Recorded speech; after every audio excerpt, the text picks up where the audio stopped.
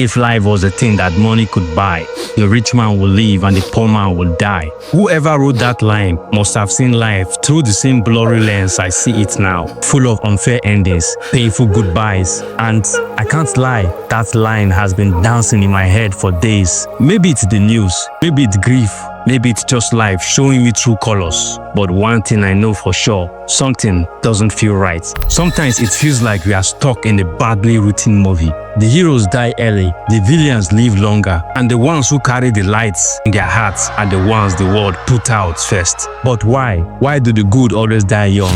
I have heard many whispers in the dark. Tales from old men, rumors from the street that some rich and powerful people do unspeakable things just to stay alive longer. Rituals, sacrifices, deal with forces, deals with the devil beyond our own understanding. I don't know how true it is, but what I know is that power protects itself. I have seen it. Old men who have ruled for decades still clinging to power with shaky hands and oxygen tanks. They can't even walk, but they will never step down. Their people are hungry, the country is bleeding, but they hold on like power in the air. And letting go for them means death. They would rather die in that position than let go. And then I look at the other side. Jesus Christ gone at 33, Tupac 25, Malcolm X 39, Lucky Dube 43, Martin Luther King Jr. 39, Bob Marley 36. The list go on and on. These weren't just names, they were voices, flames, healers, rebels with purpose. They spoke the truth, they gave hope, they challenged the system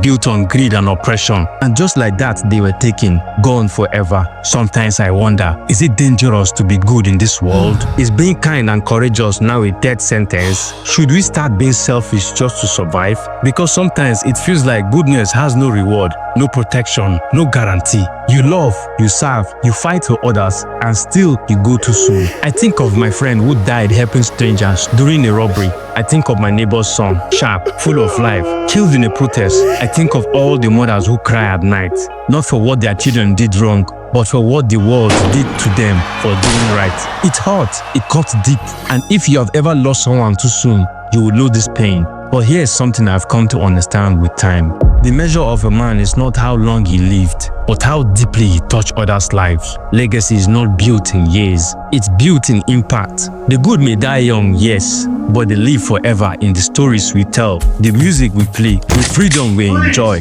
the love they give, and the change they sparked. Meanwhile, many of these wicked people die at 95 or even more and leave behind nothing but misery and pain. So no, you don't have to become bad to survive in this world. Be good, stay kind, speak the truth, shine your light bright. Because even if the world doesn't clap for you now, someone is watching, a child is learning, a heart is healing, and heaven is keeping record. Moral lesson: being good is not weakness, it's bravery in a broken world. The light you shine may be the only light someone sees. So keep shining.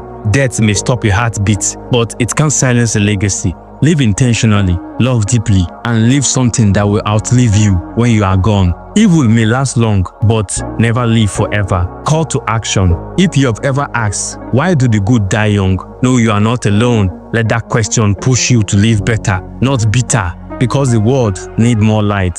And if you have got some, let it shine before it's too late. Thank you so much for listening to my podcast. I hope you enjoyed it. My name is Stanley Chooks, aka Advance, aka Pink, the Fine Boy.